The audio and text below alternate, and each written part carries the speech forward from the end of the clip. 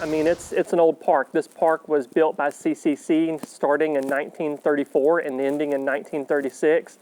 So a lot of the facilities here are approximately 80 plus years old.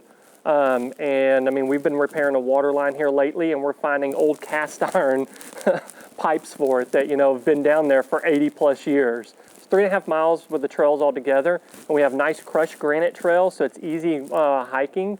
Mountain bike riding, you can take strollers on them, so it's very family friendly.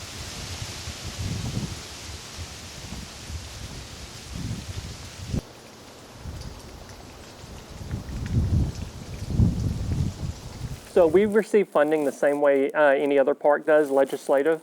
So they're going to go through and pass how much Parks and Wildlife gets, and then decide how much state parks gets, and then it just goes down from there. So how much it isn't determined on our level, it's determined up in Austin. And personally, I'm very fond of the park. It's a really unique ecosystem we have here because of the river. We are a flood bottom down here. And so this park will flood on occasion every couple of years, but it provides a really unique habitat with a lot of different vegetation and plants or animals that live out here. It needs the repairs and maintenance and upkeep that an 80-year-old building would, and most of the park's that way too.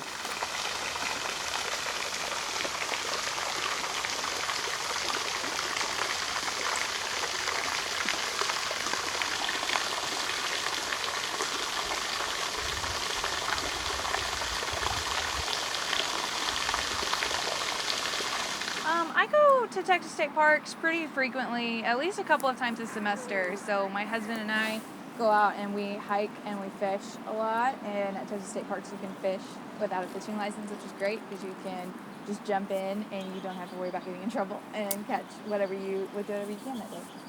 I really like that all the state parks, I feel like, are just clean, natural spaces that are available to everybody. Unfortunately, a lot of the state parks do need a lot of repair. Just upkeep is really what it is. A lot of the buildings are just old and just need a few updates to keep them, modern and to keep people wanting to come back out to them.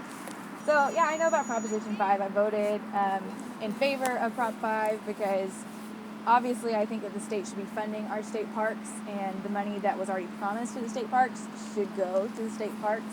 I find it a little bit ridiculous that we did have to vote on something that was already supposed to be happening, but these are our public land spaces that we have to take care of, or they're going to deteriorate and not be here for our children. And so I think that would probably be one of the things that I would be looking at as a state park is how can we attract additional people that maybe haven't been to parks their whole life or aren't really familiar with what Texas State Parks are like. So we can kind of get them out in the park, see what it's like, and get them used to that. But I love my state parks as it is, but if you give me more opportunities and more things to experience at a state park, I'm more likely to be there. I'm the executive director of the Texas Foundation for Conservation, and we are involved mainly with fish and wildlife issues as they come up with the Texas legislature. This is the perfect example is the state park funding issue, and this is recently on the constitutional ballot as Proposition 5, and so we worked on that issue trying to just educate the members about the benefits of state parks and how their regions would benefit, their districts would benefit. Many of these facilities were constructed in the 1930s and 1940s. And so in some cases you're literally dealing with infrastructure that is that old.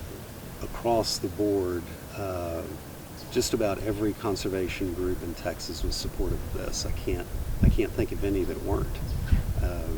It makes sense on so many different levels. I mean, this is, the state parks are the gateway to the outdoors for millions of Texans. And so people who are interested in those issues are naturally going to support this. The passing of Proposition 5 it's a watershed, probably a once in a generational event as far as conservation goes in this state. And I want to make sure that anybody who hasn't done it, get out and enjoy your state and local parks. because it's important, it's healthy. State parks, state and local parks are really the main avenue for people to find out about the outdoors. And hopefully with the passage of Prop 5, we'll be able to keep that up.